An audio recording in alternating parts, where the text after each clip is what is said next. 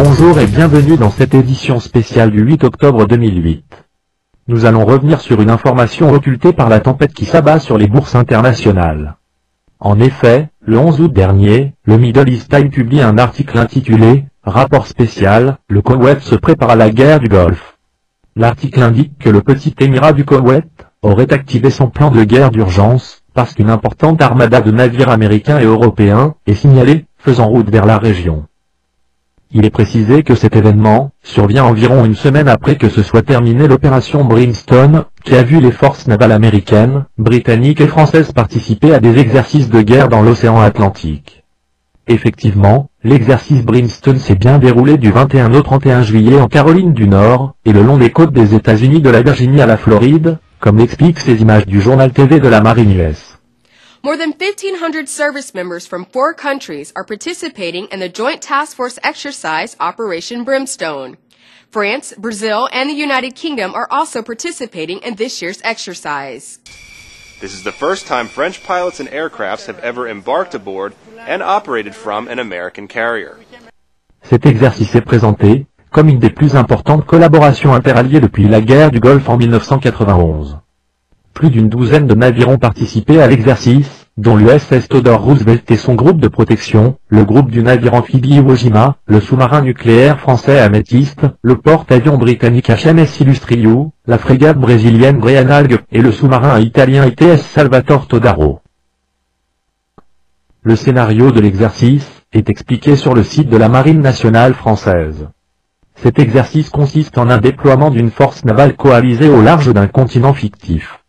Des opérations de gestion de crise sont lancées et vont aller crescendo jusqu'à l'engagement armé dans un contexte de maintien de la paix et de conflits asymétriques. Moins prosaïque, l'article du Middle East Time explique que le scénario de l'exercice était de faire respecter un éventuel embargo sur l'Iran et se préparer à une riposte contre la Chine et la Russie. Le Middle East Time conclut en affirmant que la task force s'est ensuite dirigée vers la région du Golfe, ce qui pourrait facilement se transformer en une confrontation majeure avec l'Iran. D'après un communiqué, les autorités militaires américaines ne démentent pas l'information, mais la qualifient d'incorrecte. L'USS Iwo Jima et l'USS Theodore Roosevelt sont retournés à leur base de Norfolk à la fin de l'exercice, le 31 juillet. Les différents navires étrangers ont repris leurs activités opérationnelles. La même semaine, Ron Paul, représentant du Congrès, lance un appel à la radio, comme quoi les États-Unis se dirigent vers une attaque illégale de l'Iran, tout en indiquant son étonnement concernant les membres du Congrès, qui ont ouvertement exprimé leur soutien à une frappe nucléaire. Ron Paul a exprimé son inquiétude face à la résolution 362 du Congrès qu'il a qualifiée de « résolution équivalente à une déclaration de guerre contre l'Iran ».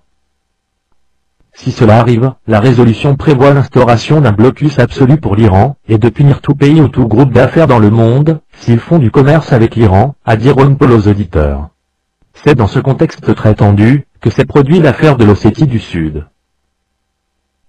D'après un correspondant du Washington Times, Arnaud de Borchgrave, la coopération des Israéliens avec l'armée géorgienne contre l'Ossétie du Sud avait pour origine une promesse des Géorgiens de permettre aux Israéliens d'utiliser les terrains d'aviation de la Géorgie, afin de concocter leur frappe contre l'Iran. De Borchgrave affirme, l'attaque contre l'Ossétie du Sud ordonnée par Saakashvili dans la nuit du 7 août, a donné aux Russes un prétexte permettant à leurs forces spéciales d'investir ces installations, dans lesquelles un certain nombre de drones israéliens auraient été saisis. Le 27 août, lors d'une conférence de presse à Moscou, le général Leonid Ibachov, président de l'Académie des conflits géopolitiques, a estimé que, je cite, « les États-Unis ont armé la Géorgie, et l'ont poussé à un conflit en Ossétie pour tester un projet d'opération militaire contre l'Iran. Nous la considérons comme une répétition de frappe sur l'Iran. Nous sommes au bord d'un conflit majeur. Les États-Unis et l'OTAN préparent une offensive stratégique. Il y a beaucoup de nouveautés qui sont testées aujourd'hui dans cette région, a-t-il indiqué. À ces faits, s'ajoute une autre révélation troublante, parue le 29 août, dans des télégraphes, un quotidien hollandais. Leur service de renseignement, a indiqué à la presse, se serait retiré d'une opération clandestine à l'intérieur du territoire iranien au motif qu'une frappe américaine est imminente, c'est une question de semaines, a écrit des télégraphes. Cet article affirmait que l'opération hollandaise avait été extrêmement efficace, et qu'elle avait été arrêtée du fait que l'armée américaine se préparait à frapper des cibles qui étaient liées à l'opération d'espionnage hollandaise. L'attaque aérienne contre l'Iran allait être effectuée par des avions sans pilote, citant des sources très bien informées. D'après l'article, l'information recueillie au cours de l'opération de la IVD en Iran a permis de déterminer les cibles qui devraient être attaquées, incluant des stocks de pièces de rechange de missiles et des rampes de lancement. Le 30 août, le vice-chef d'état-major de l'armée iranienne, le général Massoud Jazayri, a averti qu'au cas où les États-Unis ou Israël agresseraient l'Iran, cela déclencherait la Troisième Guerre mondiale.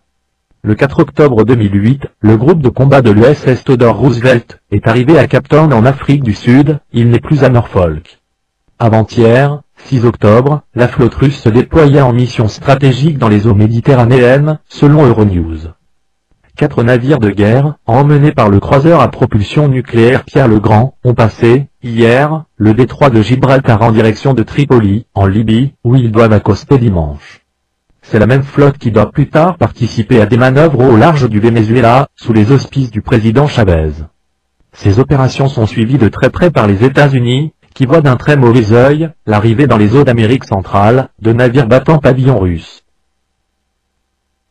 Nous ne parlerons même pas de la Chine. Dans une ambiance de krach boursier sans précédent, les semaines à venir nous donneront la réponse à tous ces préparatifs, puisque, selon toute vraisemblance, l'administration Bush aura à cœur de régler ses broutilles avant le changement de président. N'hésitez pas à laisser vos commentaires. Merci de votre attention.